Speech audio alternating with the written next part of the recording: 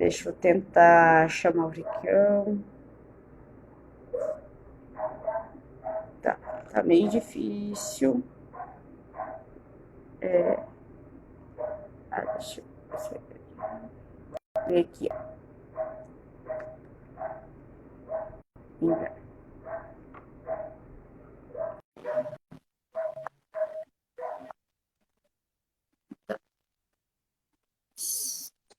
Esperando.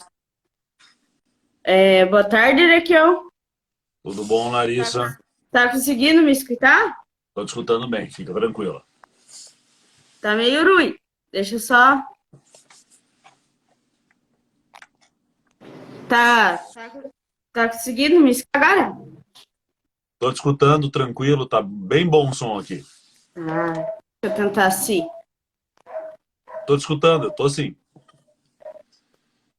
É um prazer conceder uma entrevista contigo para nós conversar um pouquinho sobre esse ano, que é um ano dedicado à eleição, né? E eu sei que você é um exemplo, você é um deputado novo que está na LEP, coisa. É um prazer estar conversando com você. Larissa, o prazer é todo meu. Eu agradeço o novo. Eu tô com 40 anos já não sou mais tão novo assim, não.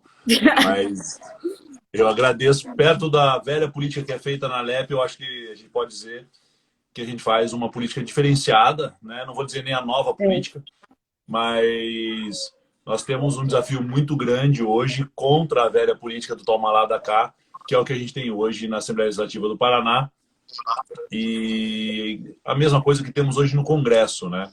O Congresso ainda faz essa velha política do o que me beneficia mais contra o interesse público. E tem sido assim aqui no Paraná e lá em Brasília também.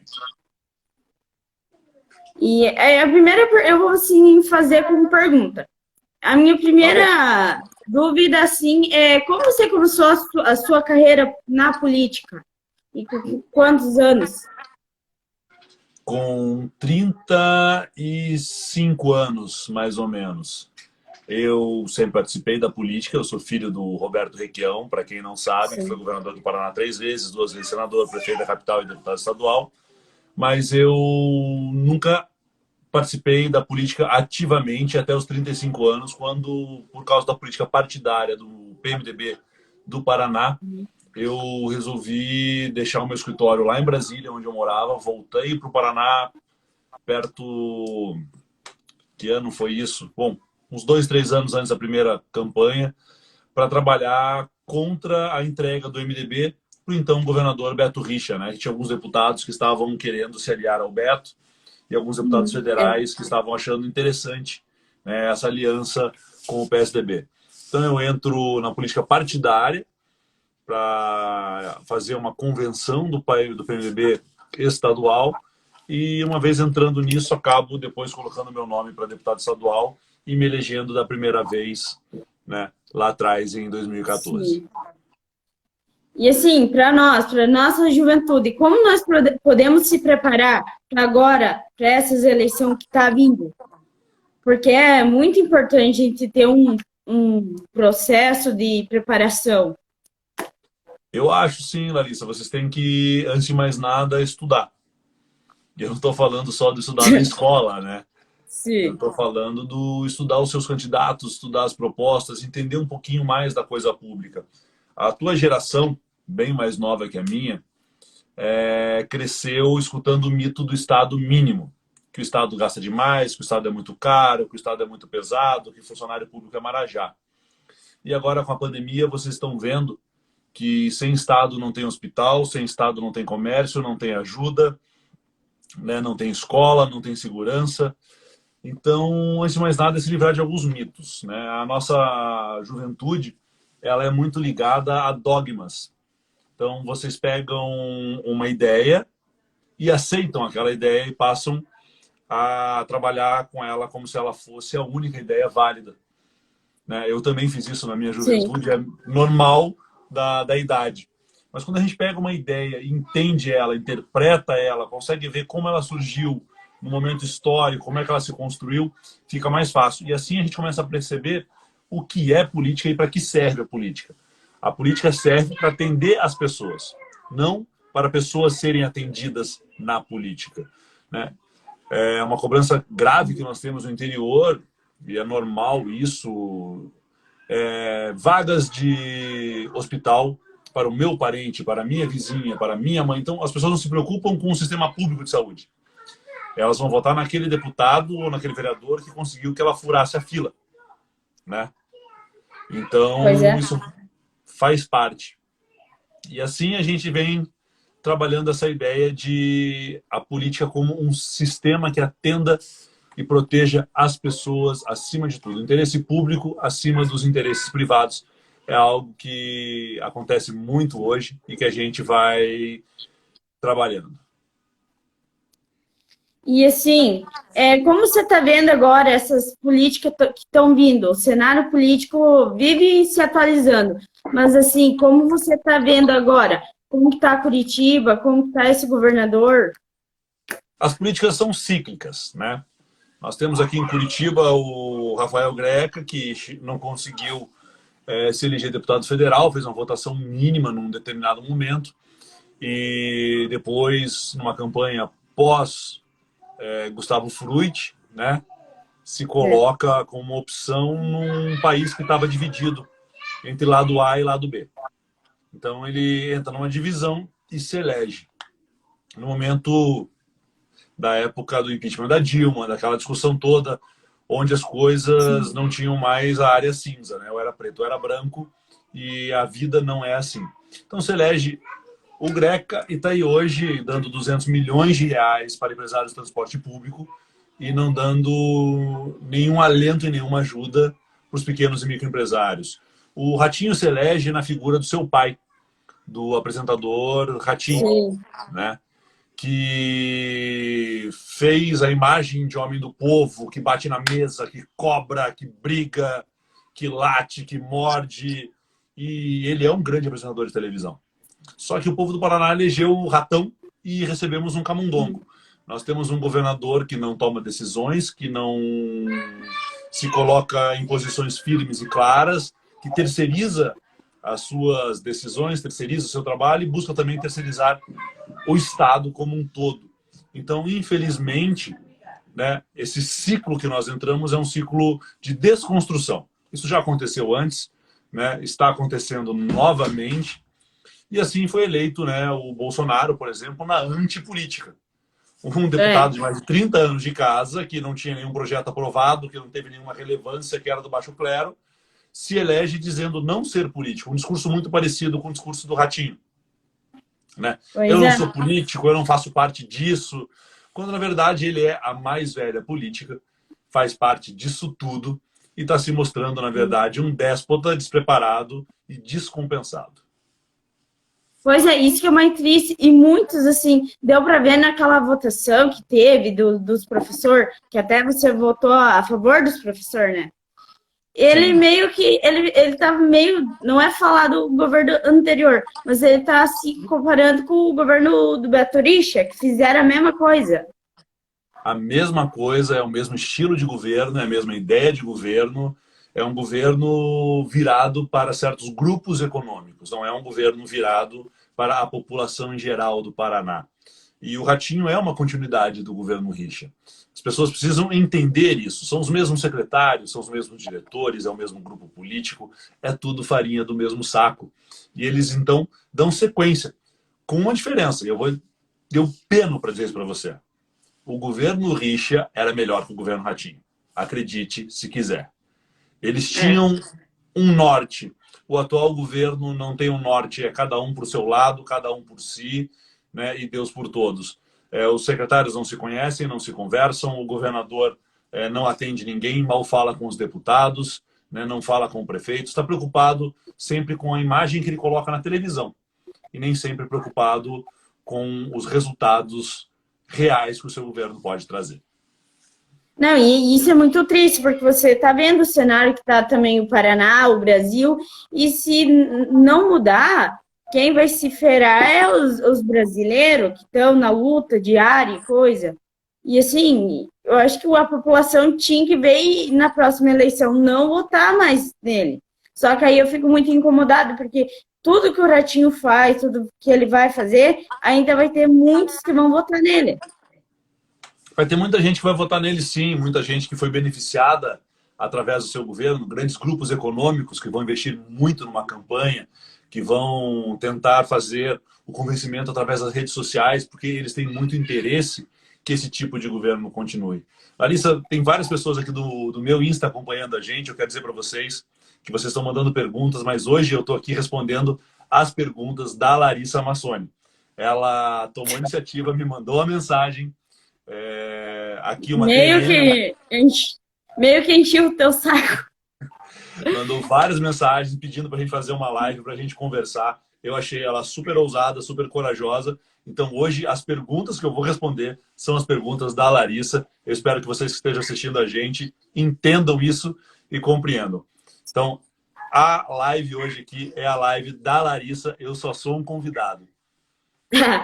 Não, e assim, como que tu tá vendo, assim, agora vamos entrar num assunto, assim, como você tá vendo agora a pandemia que tá acontecendo?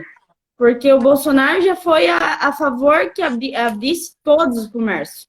Não sei como está aí Curitiba, se estão abrindo, como está normal, mas aqui tá bicho feio.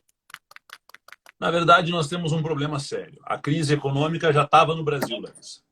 Nós já estávamos com o dólar a 5, teríamos em breve um problema seríssimo na nossa balança comercial.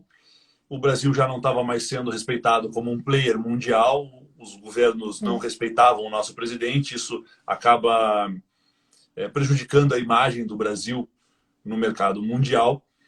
E essa crise econômica que vem se colocando é atingida, de repente, com essa porrada que nós temos desse coronavírus, né? Que é uma porrada enorme, mundial, não é uma gripezinha, é uma pandemia, mata gente, está matando criança. Temos no Brasil e no Paraná a subnotificação desses números, porque não temos testes o suficientes e bem feitos, o que gera uma falsa sensação de segurança, que é muito perigoso. E quando eu vejo que governo federal e estadual poderiam e deveriam estar fazendo o possível para garantir ao microempresário, ao pequeno produtor rural, né, à indústria nacional, linhas de sobrevivência, eu vejo que nós estamos garantindo a sobrevivência dos bancos, não das pessoas, muito menos dos CNPJs que não são bilionários. Eu, Requião Filho, governador hoje, Copel e Sanepar, para quem produz, pequena propriedade rural, média propriedade, indústrias, pequenas indústrias, água e luz a preço de custo. Não pode ser custo zero, porque isso não quebra a economia, mas sem lucro para as empresas. Para as pessoas que estão na faixa da tarifa social da água e da luz, de graça, suspende, para de cobrar, porque a gente precisa que as pessoas respirem. Verba do governo, empréstimo, ok, juros zero, 20 anos para pagar, vamos botar dinheiro na economia para que as pessoas não precisem demitir os seus funcionários. E o que nós temos? Ajuda para banco, ajuda para empresa aérea, mas ajuda para o pequeno, o Brasil e o Paraná não tem. Então, essa pandemia, além de dar essa porrada na saúde das pessoas, na vida das pessoas, matando milhares de brasileiros, ela também, por falta de ações concretas e sensíveis do governo estadual e federal, ela vai machucar muita gente economicamente. E a gente vai precisar de um tempo para se recuperar disso depois. Isso é triste, porque, olha, eu moro aqui no sudoeste do Paraná e vejo muito agricultor sofrendo por causa dessa crise. Que não tem recurso, que o governo não investe nós, somos pequenos agricultores. Isso é muito triste, é muito desgastante para nós, entende? Tipo, não tem nem palavra para falar de um governo assim.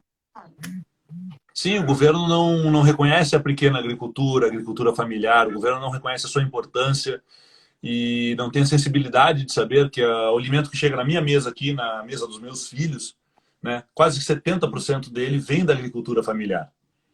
Mas o governo se preocupa com grandes business, né, do agro. São as Coamos, são as grandes cooperativas, são os grandes plantadores, mas eles não se preocupam com quem produz comida. Eles se preocupam com quem produz commodity, Soja, trigo, milho, né? O arroz, o feijão, o leite, a carne. Essas pessoas parecem que ficam esquecidas pelos governos. Infelizmente, não temos mais crédito para essas pessoas, não temos mais programas de incentivo ao homem do campo, não temos apoio da Copel e da Sanepar, né, para as pessoas do campo. Antigamente nós tínhamos programas para levar eletricidade até pequenas propriedades rurais. Hoje a gente não tem mais. É o governo que diz que apoia a meritocracia, desde que as pessoas que têm os privilégios sejam aqueles que já nasceram privilegiados, né? Eles não querem todo mundo correndo junto ao mesmo tempo com as mesmas condições. Eles sempre querem melhores condições para os seus parceiros. Infelizmente, é a realidade do governo estadual e federal. Isso é triste, não tem lógica. Porque vemos que o governo tá assim. Não é falar, tipo, não é puxado sobre o PT, mas na época do Lula e da Dilma era bem diferente. Para nós. Não sei para os grandes como que era, mas para nós era bem diferente. Era diferente, e assim, sim. pode falar. Era diferente, sim. Era uma visão um pouco diferente de governo. Não vou aqui dizer que era um governo perfeito, que era um governo que não errou, um governo que não cometeu os seus abusos, mas ele tinha uma visão social, uma visão de ajudar quem precisa. Larissa Requião, quando ele foi candidato a prefeito aqui em Curitiba, em 1983, 4 por aí, ele tinha um discurso que é válido até hoje. Rico vive bem em Curitiba, vive bem em Francisco Beltrão, Rio de Janeiro, São Paulo ou Nova York. Rico não precisa de hospital público, rico não precisa de transporte público, rico não precisa de escola pública. Ele banca isso tudo, do bom e do melhor. Então, para ele, tanto faz aonde ele está. E o dever da política é dar para essa pessoa que não pode escolher, que não tem opção, escola pública de qualidade, transporte público de qualidade, né, e saúde. Isso são direitos universais que o Estado deve gerar. Então, por isso, eu sou contra o Estado mínimo. Eu sou a favor do Estado necessário.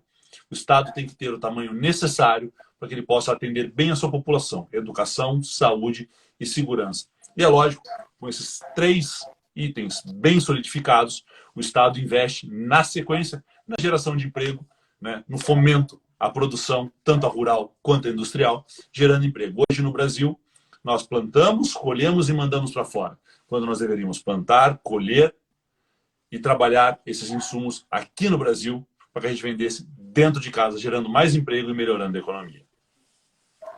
E agora eu vou entrar num assunto assim, e tu pensa futuramente ir para deputado federal, governador, ou como que é os teus planos? Larissa, todo piá que joga bola na várzea quer jogar na seleção. Você pode ter certeza que a gente quer tudo isso e mais um pouco. Mas tudo depende do momento, ninguém é candidato de si mesmo, as coisas precisam ser construídas, né? Eu não sou candidato de mim mesmo. Eu tenho que representar pessoas, ideias, e essas ideias têm que estar em ressonância com as ideias das pessoas. Então, se a gente consegue construir isso, você consegue construir uma caminhada na política, né? Esses deputados hoje, que são deputados de grandes grupos econômicos ou governadores de grandes grupos econômicos, você pode ver que eles vêm e vão, né? As pessoas até esquecem que eles existiram, porque eles serviram aquele propósito naquele momento. E eu acho que se você está na política querendo fazer o bem, querendo fazer o certo, você vai fazer parte de um grupo e de uma ideia, de um ideal, de bandeiras. Então, se essas bandeiras estiverem em ressonância, em consonância com as bandeiras dos demais, a gente constrói tudo isso que você falou.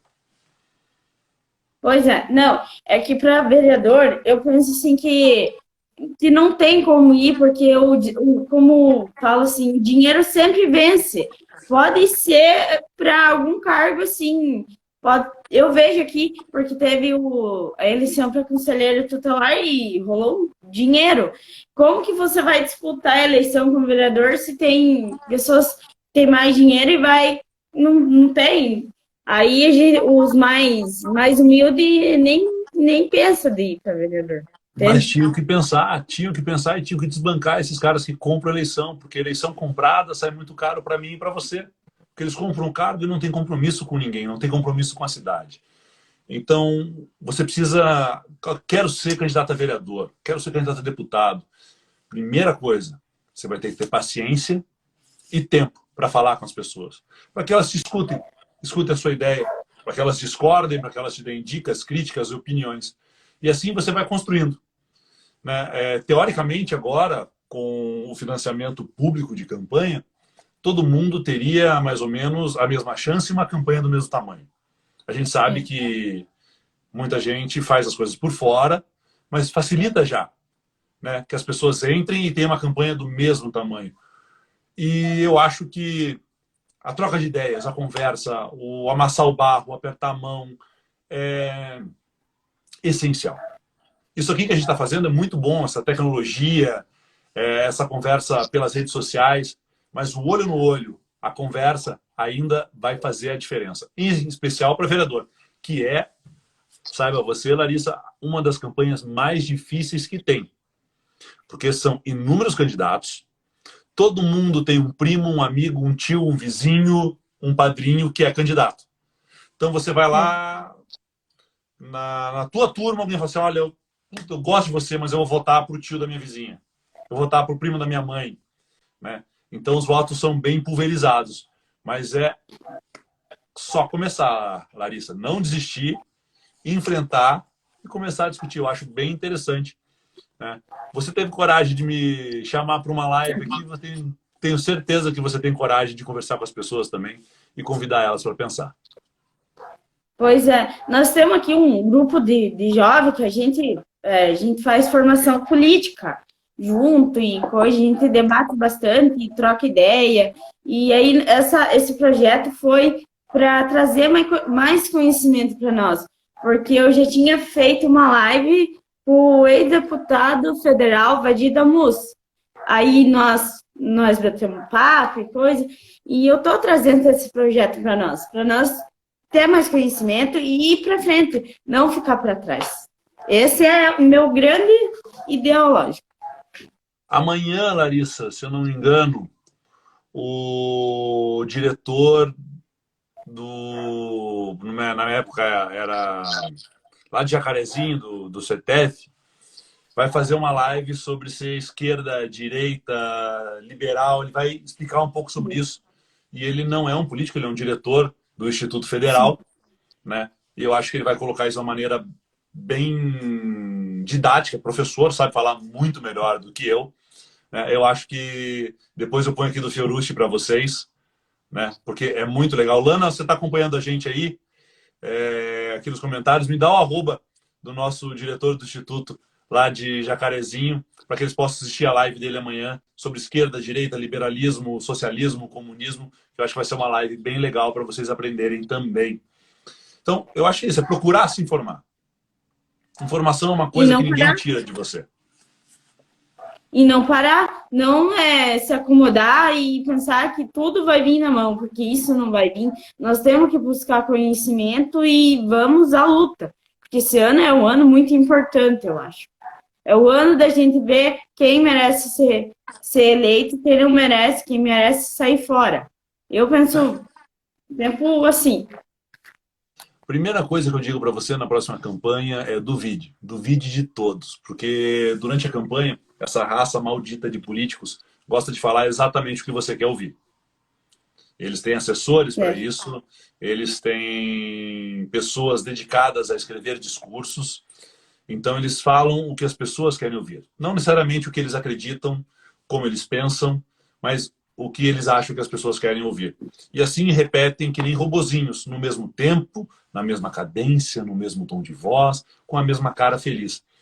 Então, as pessoas falam, olha, que legal, ele falou exatamente o que eu queria. Mas procurem saber se ele já é político, se ele caminhou nesse sentido. Porque aqui, em Curitiba, na Assembleia Legislativa, eu sei que existe uma diferença muito grande entre os que fazem os deputados e o que eles dizem quando estão aí no interior. Aí, na cidade de vocês, o discurso é um. Aqui, o jeito de agir é outro. Não, eu até final do ano eu fui para a Alep conhecer com a Luciana Arafrim, né? E aí tá um monte, tem uns que nem cumprimenta a gente, chega com uns carrão e tem uns que já chega, tipo, dando a mão e bem simpático. Aí você reconhece quem dá a mão, quem cumprimenta, quem fala, do que quem passa sem saber quem você é. Bom, se eu tiver sem isso aqui e passar sem cumprimentar, não se assuste, tá? Porque eu não vi. Sim, Lana, o Rodolfo Fiorucci mesmo, ele mesmo. Então, se eu tiver de óculos, é até mais fácil. Mas é isso, eu acho que a gente precisa pensar, repensar. Você está super de parabéns.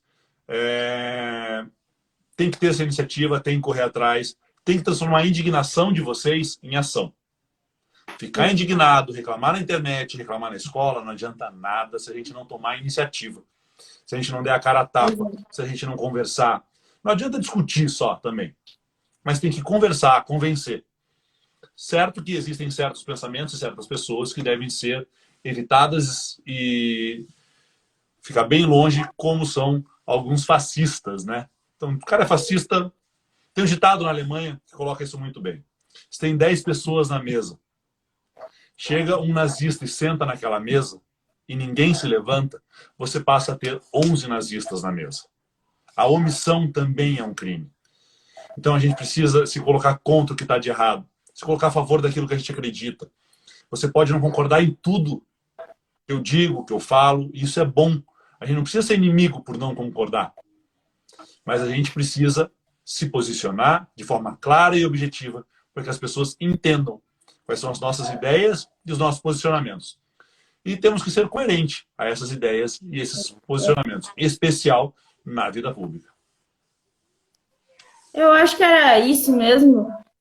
Queria agradecer você, Requião, por dar esse espaço para a gente conversar, trocar essa ideia. Eu acho que eu vou ser começar a abrir mais a minha mente. Eu já estava abrindo a minha mente, agora eu vou. Obrigado mesmo, e desculpa algum erro que eu cometi. Imagina, eu tô super feliz de ter tido essa conversa com vocês aqui. Eu acho isso super válido. É uma iniciativa incrível, mostra uma coragem. E eu fico feliz de ter sido convidado, fico honrado pelo convite de você primeiro me achar jovem. Né? Que com 40 anos a gente já fica bem feliz com isso. E segundo, de você ter a confiança de achar que podia me convidar, que eu iria aceitar, e a gente teria um papo reto, uma conversa legal sobre política. Amanhã é lá no @RodolfoFCI. Não lembro se é Rodolfo.fci ou RodolfoFCI. Rodolfo com F mesmo, tá? Não é com PH. @Rodolfo_FCI. Ele é lá de Aparecidinho, é um cara super inteligente e vale a pena assistir a live dele também, que vocês vão ter uma ideia bem legal. Eu agradeço demais, Larissa. Vamos aqui para 30 minutos de live. Né? Eu tenho outra live hoje. Eu queria, também convidar o pessoal para amanhã de noite assistir uma live que eu vou fazer às 8h30 da noite com o deputado federal Enio Veri. Vai ser lá, eu acho que vai ser aqui pelo Instagram. Queria convidar todo mundo e quem puder participar seria muito bom. Deixa meu abraço para o Enio também. Ele foi secretário do Requião, é um bom amigo, pode dizer que eu mandei um abraço para ele e que ele está fazendo um bom trabalho lá em Brasília. Obrigado, Larissa, obrigado a vocês pela audiência. Parabéns novamente pela iniciativa. Quem sabe até uma próxima, Larissa. Obrigada. Até a próxima. Tchau. Tchau.